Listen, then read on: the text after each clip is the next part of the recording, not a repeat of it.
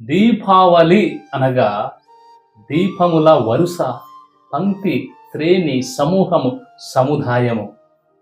దీపావళి దివ్యల పండుగ, వెలుగుల పండుగ. గుడి దీపం వెలుతురికి గుండెల్లో చీకటి పారిపోయినట్లే గూటి దీపం వెలుతురికి ఇంటిలో అలుముకున్న పాప అంధకారం, దరిద్రం, పేదరికం పారిపోతుంది అని పెద్దలు అంటారు.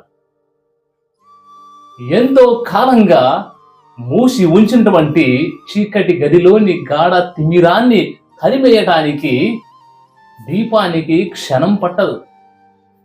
అలాగే ఎంతో కాలంగా మన మనసులో గూడు కట్టుకున్నటువంటి పాప అంధకారం, తిమిరాన్ని తరిమేయడానికి క్రీస్తు నీలో ప్రవేశిస్తే క్షణం కూడా పట్టదు.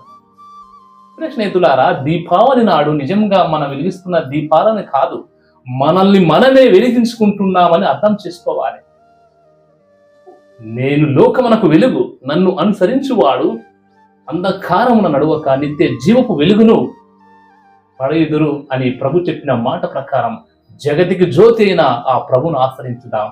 మన హృదిలో ఉన్నటువంటి గాఢాంధకారాన్ని తొలగించుకునే ప్రయత్నం చేద్దాం.